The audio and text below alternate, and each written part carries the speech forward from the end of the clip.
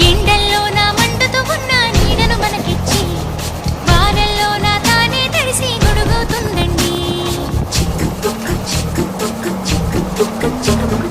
రాత్రంతా తను నిద్రమాని మేల్కొంటుందండి. మమ్మల్లే మన కూయలలూపి జోకొడుతుందండి.